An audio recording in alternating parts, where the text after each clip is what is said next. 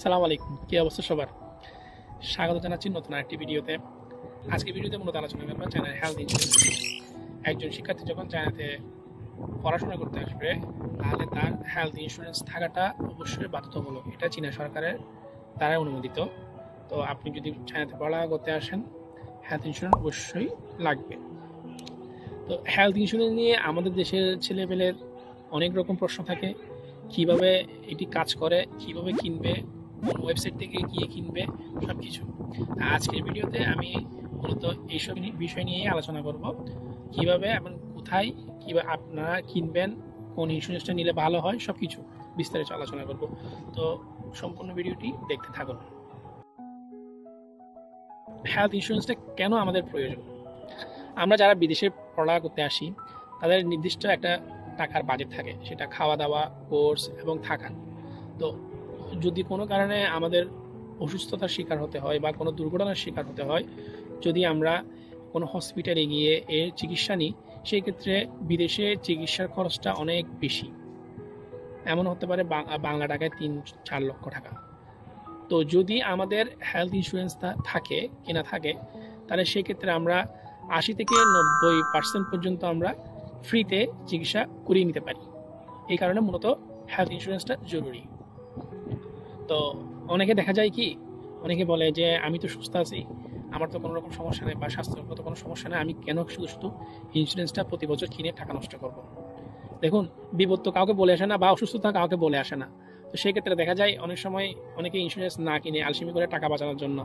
তো দিন শেষে যদি কোনো রকম বিপদে পড়ে বা কোনো দুর্ঘটনা বা অ্যাক্সিডেন্টের শিকার হয়, তখন ও হসপিটালে ভর্তি হলে তখন সম্পূর্ণ বিলটা নিজেকেই বহন করতে হয়।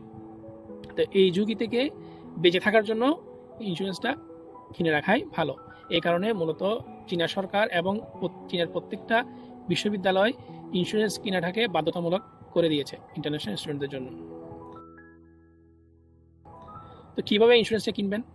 তো ইন্স্যুরেন্স কেনার অনেক রকম পদ্ধতি আছে।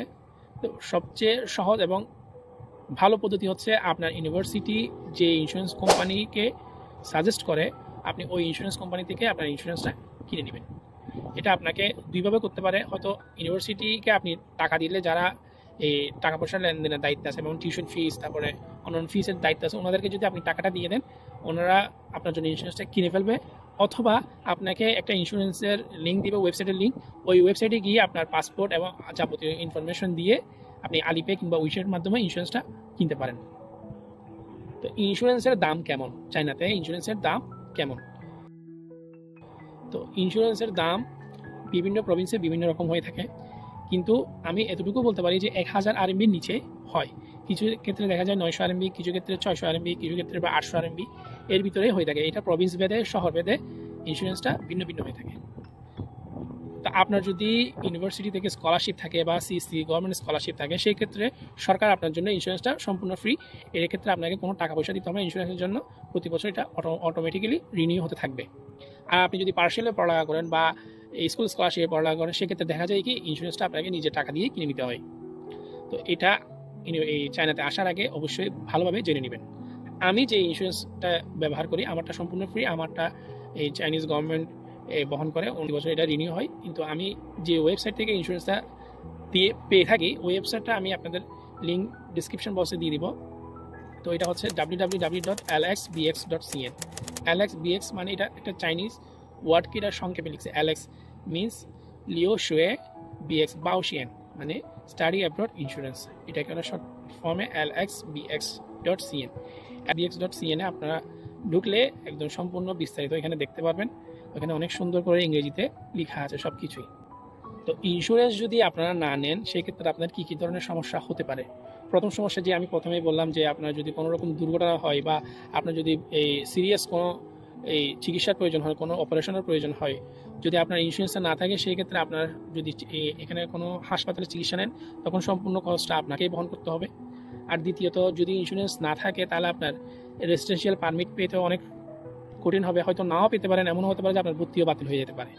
তো ইন্স্যুরেন্সটা অবশ্যই কিনে নেবেন। আমি যদি একটা রিয়েল লাইফ উদাহরণ দিই, তো একটা ছেলে, আমি নাম বলবো না, এরকম ইন্স্যুরেন্স বেজিং আসছিল। তো বেজিং আসার পরও ইন্স্যুরেন্স কিনে নেয়। ইন্স্যুরেন্স না কিনাতে ওর একটা শারীরিকভাবে একটা সমস্যা দেখা দিয়েছিল। দেখা দেওয়ার কারণে ও একটা বেজিং একটা হাসপাতালে গিয়ে চিকিৎসা নেওয়ার পর দেখা গেল কি ওর 20,000 RMB উপরে, যেটা বাংলা টাকায় যদি হিসাব করি 3 লাখ টাকার উপরে ওর খরচ আসছে এখানে। তো ইন্স্যুরেন্স না থাকার কারণে সম্পূর্ণ খরচটা ওর নিজেরই বহন করা লাগছে। একটা ভুলের কারণে ওর সম্পূর্ণ টাকাটা ওকে দিতে হলো। তো আপনি যদি চিন্তা করেন যে প্রতি বছর 15,000 টাকা আমি আমার ইন্স্যুরেন্স না দিয়ে বাঁচবে, সেক্ষেত্রে আপনি 15,000 টাকা বাঁচাতে গিয়ে দেখা যাবে দিন শেষে আপনার লাখ টাকার ক্ষতি হয়ে যাচ্ছে। চায়নাতে আসার পর ইন্স্যুরেন্স কেনার ক্ষেত্রে কোনো রকম আলসেমি করবেন না, এটার প্রস্তুতি আগেভাগে নিয়ে আসবেন। আর দরকার হলে আপনি যে ইউনিভার্সিটিতে আসতেছেন ওই ইউনিভার্সিটি টিচারদের সাথে যোগাযোগ করবেন। এমনকি দেখা যায় এটা অ্যাডমিশন নোটিশে লেখা থাকে যে আপনাকে কত টাকা প্রতি বছর ইন্স্যুরেন্স দিতে হবে। অথবা যে ইউনিভার্সিটিতে আসতেছেন ওই ইউনিভার্সিটির কোনো বড় ভাই থাকলে ওনার সাথে যোগাযোগ করবেন, ওরা কীভাবে ইন্স্যুরেন্সটা দিচ্ছে সব কিছু বিস্তারিত আপনারা জেনে নেবেন। চীনের হাসপাতালে আপনি চিকিৎসা নেওয়ার পর কীভাবে আপনার এই ইন্স্যুরেন্সের টাকাটা আপনি পাবেন, ওটার মূলত 2 ধরনের থাকে। একটা হলো আপনি চাইলে ইনপেশেন্টের ইন্স্যুরেন্সের জন্য অ্যাপ্লাই করতে পারেন বা আউটপেশেন্টের জন্য অ্যাপ্লাই করতে পারেন। ইনপেশেন্ট আউটপেশেন্ট দুটো আলাদা জিনিস। আউটপেশেন্ট হলো আপনি চিকিৎসা নেওয়ার জন্য ডাক্তার কাছে যাবেন, ডাক্তারের কাছে ভিজিট নেবেন, ভিজিট নিয়ে আপনার ওষুধপত্র যা যা লাগে টেস্ট করিয়ে আপনি বাসায় চলে আসবেন, ওইটাকে বলে আউটপেশেন্ট। ওটার ইন্স্যুরেন্স সিস্টেম একরকম। আবার আপনি যদি ইনপেশেন্ট নেন, যেটা আপনি এই হসপিটালে 10-15 দিন বা যতদিন আপনাকে ডাক্তার বলে অতদিন থাকতে হবে, ওটাকে বলে inpatient system, inpatient insurance system. তো ইনপেশেন্টের ক্ষেত্রে অনেক সময় দেখা যায় মনে করুন আপনার কাছে সম্পূর্ণ টাকা নেই দেওয়ার মতোই, আপনি যদি ধরুন 10 দিন যদি থাকেন বা 15 দিন যদি থাকেন, সেক্ষেত্রে আপনার 15 থেকে 20,000 RMB খরচ হতে পারে। তো আপনার থেকে এই মুহূর্তে অত টাকা নেই। তো আপনি চাইলে ডাক্তারদের সাথে পরামর্শ করে এবং ইন্স্যুরেন্স কোম্পানিদের সাথে পরামর্শ করে আপনি ওই টাকাটা অগ্রিম ইন্স্যুরেন্স কোম্পানি থেকে নিয়ে নিতে পারেন। সব কিছু ক্লেম করার পর, সব প্রয়োজনীয় কাগজপত্র দেওয়ার পর ওই টাকাটা আপনি আগেভাগে ইন্স্যুরেন্স কোম্পানি থেকে নিয়ে নিতে পারেন। ওইটা একটা সিস্টেম আছে। আর আউট পেশেন্টের ক্ষেত্রে কিন্তু ওই সিস্টেমটা নাই। প্রথমে আপনার থেকে নিজের পকেট থেকে টাকা খরচ করতে হবে।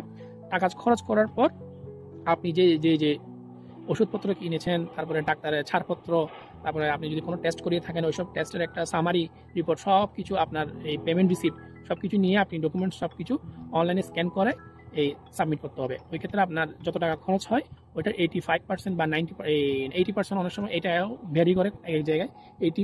আমি 80%ই ধরলাম। তো 80% টাকা আপনি মূলত ফেরত পাবেন। মনে করেন আপনি যদি 100 টাকা খরচ করে থাকেন, সেক্ষেত্রে আপনি 80 টাকা ব্যাক পাবেন। তো ইন্স্যুরেন্স নিলে এই জিনিসটাই মূলত লাভ। তো এই ছিল মূলত হেলথ ইন্স্যুরেন্স নিয়ে ভিডিও।